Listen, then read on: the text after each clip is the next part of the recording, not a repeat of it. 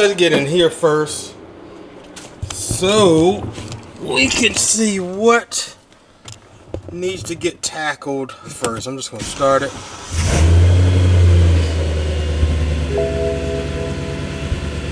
And that right there, let's brighten this up a little bit, is what needs to be remedied. As of right now, nothing else really is lit up except for, of course, the seat belt light, because I haven't put on my seat belt. But when driving, of course, seat belt is on. The only light that is on is going to be that tire light, and it'll be a solid one. The only other thing I really want to see is MDM once I, press the M button. That's really that's really it. So today I am looking to remedy that.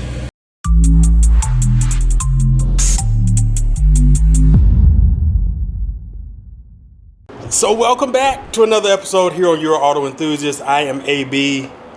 This is the E92 M3, where I have recently done quite a bit of work on to get it back on the road. I'm going to be pulling this wheel back off because I think I figured out what I'm looking for and where I will find it. Tire pressure monitoring system. That's what these guys are. They're TPMS sensors. Oh my gosh, I cannot have to say that a million times. TPMS sensors, and that is what is sending information to a module called an RDC module that talks to the computers and lets you know what's happening with the tire. Now, the reason I'm having that issue isn't because of bad TPMS sensors.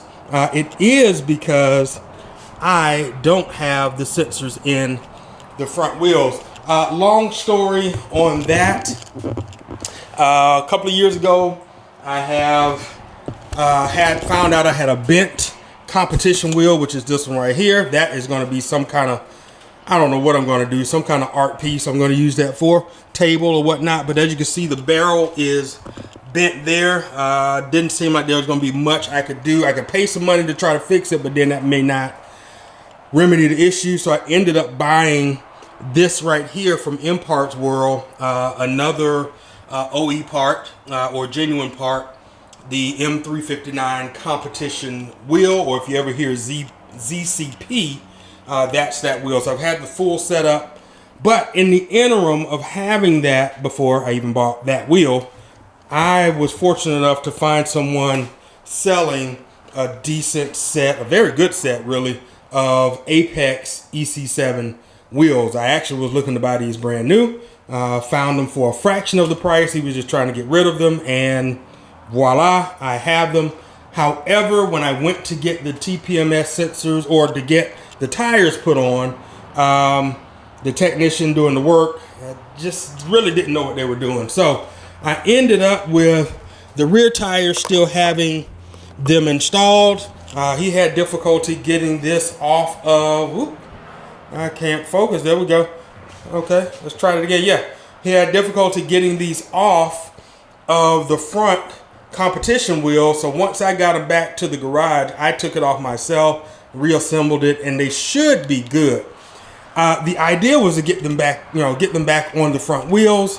But because of running into that issue where the guy kind of tore up the wheels, let me see if I can. I don't think it did major damage to this one. I actually, well, if you saw that, I think that was actually curved. I can't remember if I did that or if it was like that and I just painted it. Oh, here we go. Right there where they scratched them really, really badly. So I had to go over it with paint. It was really, really in a good condition, or in good condition at first. I think the other wheels were pretty good. You may have had a couple of little chips, but that was it. So I don't want to run into doing that again. That's what I'm getting at here, is I'd much rather just code this out. When it's time to get tires put back on, I will do that.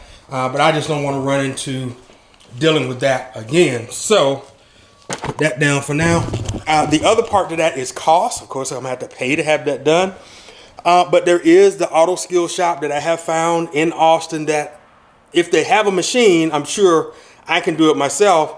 I just don't feel like potentially tearing up my own wheels. So we'll just stay away from that, period. I've got to do a couple of things under here anyway, because I have driven the car about 50, 60 miles since putting the wheels and everything back on, the brakes, the caliper and all that good stuff. So I do need to check those bolts, make sure they are tight. I'm going to do that definitely on the rear, since those were the two areas I was working on, but I'm going to check the front too, just to make sure. And then while I'm back here, I'm going to go ahead and see if we can discover in real time that the RDC module is where I think it is. I am going to test my theory here. I've got my impact gun here. It is full charge. It seemed not to do the job that I needed for it to do, both on the Alpha and the E92 M3 while I was working on this thing. Mind you, I have gotten a new little piece here, adapter for the impact gun and the socket. So it is for the impact rated socket. So I'm going to put that in here, but I'm going to take the first couple of ones off by hand so you can see how easy it is to do. These have been torqued down to 100 foot-pound. Yeah, we'll see how easy it is, because it actually is relatively easy. So let's just start.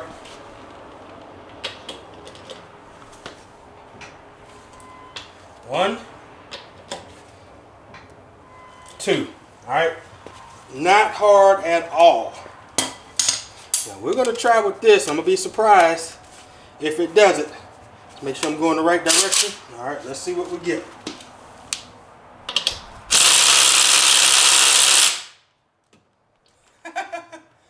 Crazy. That is nuts. I think something is going on with this thing. That is trash. Okay, let me put it on the ones I just loosened. Of course it turns that. That is trash. That's crazy.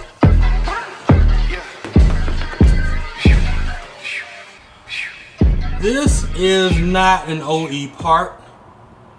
This is definitely an aftermarket part that I got just for the price and because of all the other things I had going on with this build.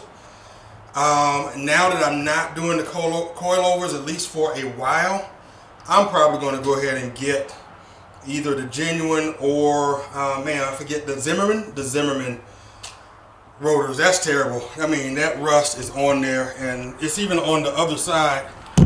And those are the new ones. Now, these are the Zimmerman. I think I had to get Zimmerman. I don't remember if I bought genuine. So these are Zimmerman, and you can see it's got a nice coating on there, and you don't see any rust on the surface of the rotor.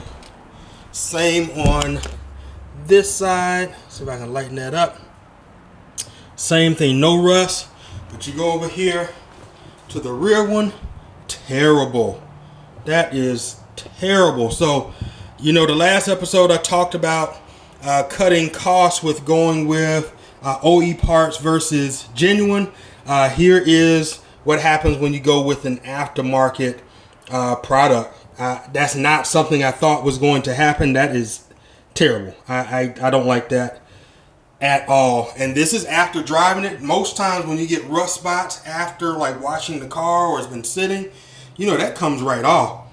That is not coming off at all. As mentioned before, I get to looking for the RDC module, I am going to make sure that these bolts, these carrier bolts, are nice and tight steel. And from what I can tell, they are. Yep, that did not back out. On the bottom, that did not back out either. Let's see. It's snug. And probably needed my extension for this one. Actually, I forgot this handle extends. So that's going in.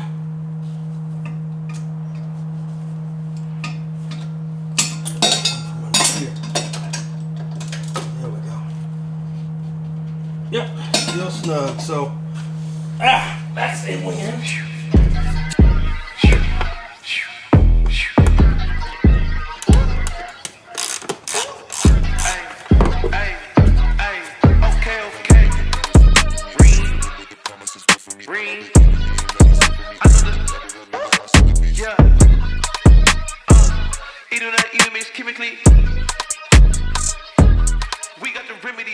I think the next thing I want is a, there we go.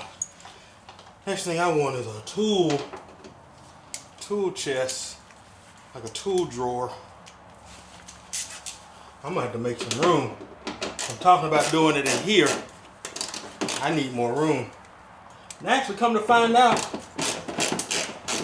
after moving into the house, I realized this was a 1.5 car garage, not a 2-car garage like I asked.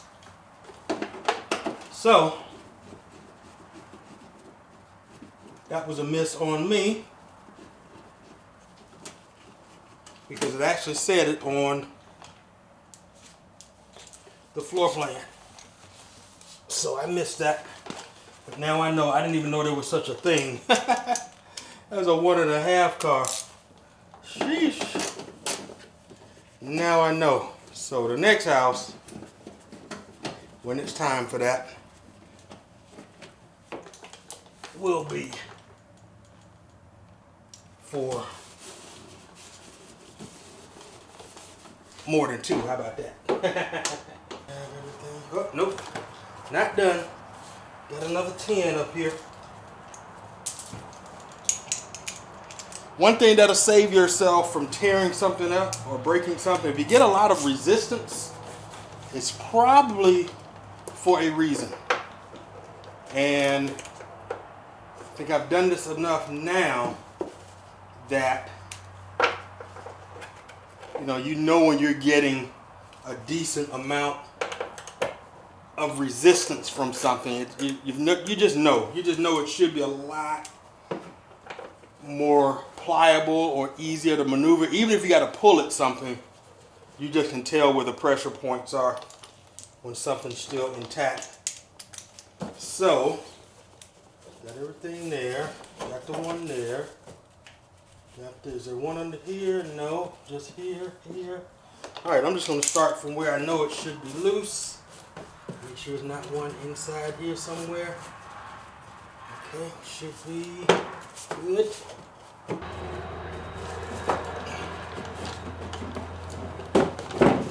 There we go. Sheesh. Man, it did not want to let go. Holy cow. Finally, jeez, it just kept getting stuck in the corner. And guess what? I was right. There it is. RDC module. That is it. Right here. Now, the great part about what I'm showing you today is almost a 2-for-1, because right there is your brake wear sensor where it connects in the rear of the E92 M3. So when you need to replace the brake pads and you're replacing the brake wear sensor, you are going to have to go behind this guy. You are going to have to go behind this liner to get to it. Whichever one it is. Whichever, the white one or the gray one. I forget now. I'd have to run and trace the line. I'm not about to do all that. We are here for this guy. So we are affixed to this bracket. Looks like it comes right out. First thing I want to do is let's pop this. Looks like we just got to squeeze the top right here. See how that moves? Well, I don't know if you can see how that moves. Just squeezing the top and then pulling. Yep, should just pull. There we go. So pull that. I'm gonna wipe this down, get the dirt off, and then wrap that with some electrical tape. This should come right out. That is it. That is it. That is it. That is the RDC module. Sheesh. Finally. Woo. All right, we're not done yet though. We're not done yet. But that is sweet, sweet, sweet victory. Woo, boy. Now those are wins right there. Those are wins.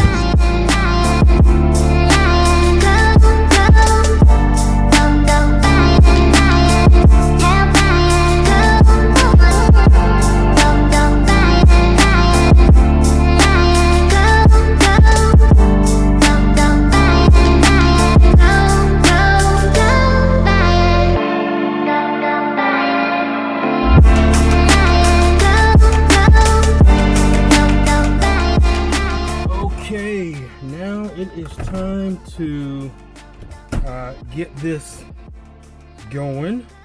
Let's get ready to code this out. And I believe I remember the steps that I had tried before removing the RDC module. So what I am using is this VP module. I've been using this for years, about 5 years or so, I believe. I use it for Beamer Code and Beamer Link, along with some other stuff, BMW ISTA. But I need to pull out the laptop and the cords and all sorts of stuff. So this should work because it's already in the expert mode. If you haven't used Beamer Code before or you want to know more about it, I'll leave the link up there for you to click on, or the card for you to click on, and the link in the description to one of the videos I've done, or one of a few videos I've done on Beamer Code. So with that said, let me get into pulling up Beamer Code right now, and I need to connect to the module. But first I'm going to have to turn the car on to auxiliary.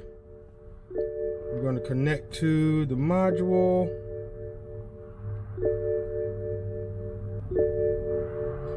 All right, and yep,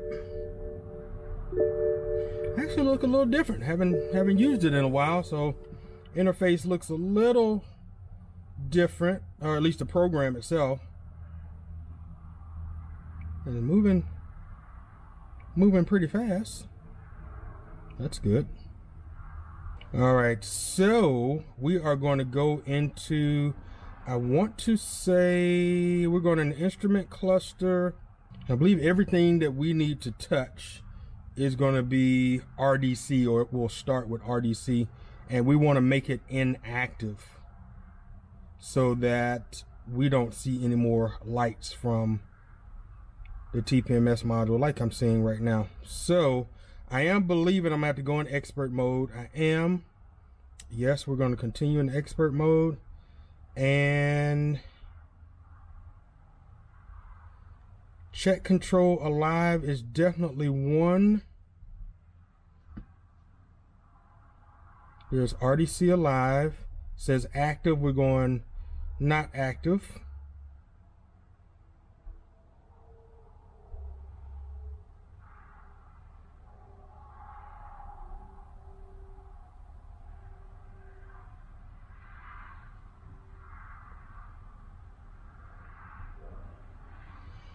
And there is one other place. Let me just look in check control. No.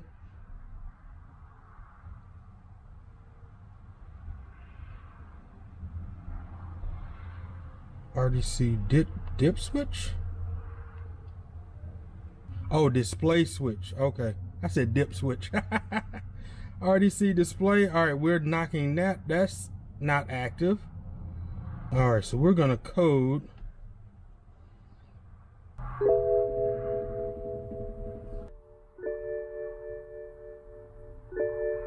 All right, says successful. All right, I'm going to start the car and let's see what happens.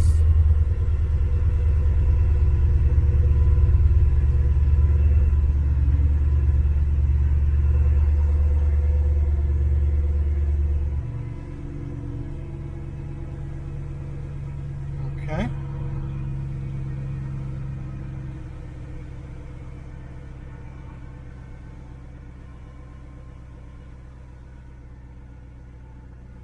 All right, looks like we are good. finally, that is gone. I'm going to go for a test drive after I button everything up. Finally. We did it, Igor. We did it. Green. I know the